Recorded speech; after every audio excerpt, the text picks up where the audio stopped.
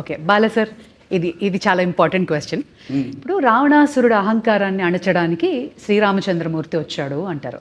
అలాగే పాండవులతోటేమో కృష్ణుడు ఉన్నాడు. అలాగే నరసింహస్వామి అవతారంలో హిరణ్యకశిపుణ్ణి నాశనం చేశారు ప్రహ్లాదుడు భక్తితో. ఇప్పుడు మన భారతదేశం మీద ఒక ఈవిల్ లాంటి ఒక నెగటివిటీ వచ్చినప్పుడు మా ఇండియన్ సూపర్ హీరో అఖండానా, మీరు మా ఇండియన్ సూపర్ హీరో అని అంటున్నారు అందరూ. అవునండి. అంటే మెయిన్గా మనకి మన సనాతన హైందవ ధర్మం దాని మీద అంటే మొదటి భాగంలో పిల్లల జోలికి ఎవరు వచ్చినా అంటే పిల్లలు దేవునితో సమానం అంటాం.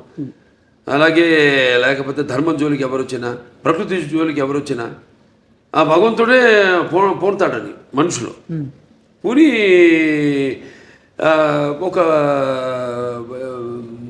దీనిగా వాడుకుంటాడు, ఒక ఆయుధంలాగా వాడుకుంటాడు ఆ భగవంతుడే అన్నది మనం చూపించావు అఖండనం.